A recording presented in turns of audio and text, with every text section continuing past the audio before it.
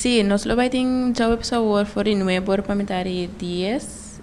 Mitari gestung nos lo vai ter reputation management seminar.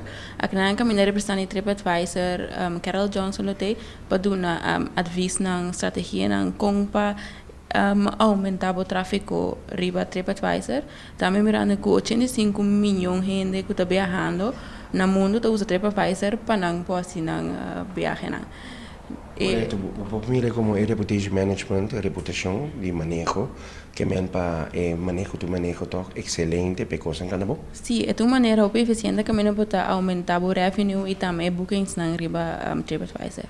E agora que para o que trata também em Bonaire também que lá no mais dias solamente também para seminário ou também conversar com o F de TCB também. Ela vai vir para seminário e a la vez conversar com o TCB.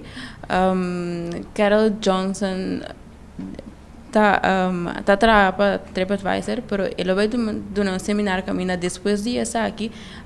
Tour companhia não somente é proprietário de acomodação, mas também restaurante ou companhia de atividade não que tem lesser para TripAdvisor por passar conversão individual caminha ela do natus mais específico ou caminha companhia não tem pergunta mais específica com não para específica que não compra aumentar bookings na riba TripAdvisor. TripAdvisor por visa tá é plataforma de mais renome no mundo.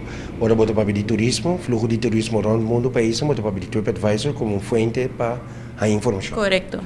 E também assim para bookings não. E agora aqui pues para Bonaire, você também vai ter o link para o seu website, me imagina mais de TripAdvisor. Sí, esa que algo que nós estamos usando acaba não somente para TCB, sino todos os stakeholders e partners não tá de link com essa aqui.